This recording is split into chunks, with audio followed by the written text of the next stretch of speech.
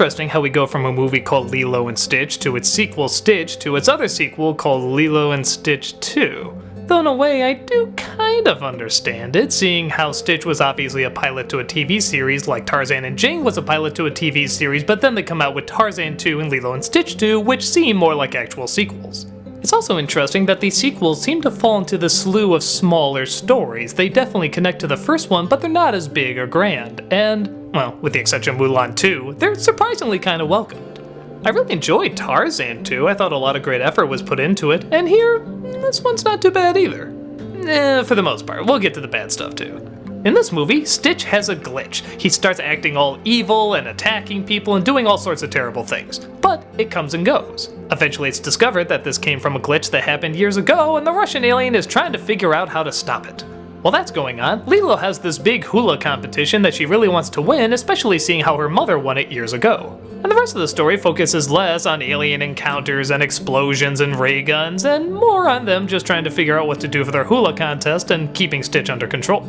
Like I said, a much smaller movie, but for what it is, it's actually alright.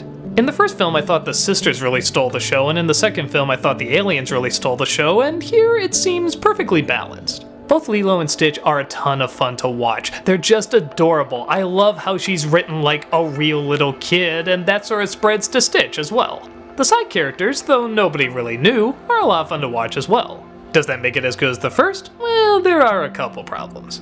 There's one or two awkward moments that just come across as odd. For example, the Russian alien knows that Stitch has a glitch and he's trying to put together this device, but he keeps it a secret for some reason. Why would he do that? Shouldn't everybody know that this thing can explode at any moment and he can attack people and seriously hurt them or even kill them? Why is he keeping it a secret? He's sneaking around trying to get household items to build this device to save him, but why doesn't he just tell people? I'll tell you why, because you have to have a scene where Lilo thinks Stitch is really bad, and Stitch does feel bad, and there's this misunderstanding, and it's stupid. It's so friggin' stupid. There's also minor things, like the romance between Nani and the boyfriend is kinda bland once again. I guess they never really got this right. Sometimes there's a read from an actor that clearly needed to be done again. And even the watercolor backgrounds are a little too obvious this time. I don't know, I remember in the first film it was blended a little better, but here it just looks super flat. And I know that's kind of the idea of watercolor, but I don't know, it doesn't blend as well here.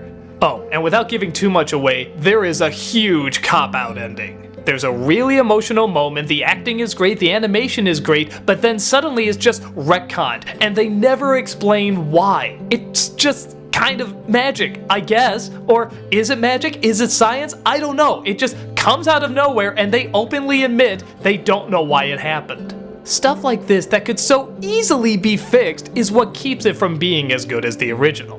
But still, I'd be lying if I said I didn't enjoy a lot of it, again, as smaller stories go.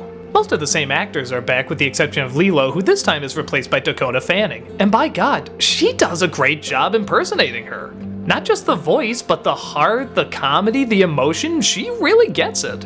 I don't know if they switched her out because they wanted a bigger celebrity or if the original actress's voice was changing, but she does a great job. You barely even notice the difference. So even though it's a sequel that doesn't really add much, and yeah, it probably doesn't need to exist, I still have a soft spot for Lilo and Stitch, and if you do too, you'll probably enjoy this. Grab your hover ship and check it out.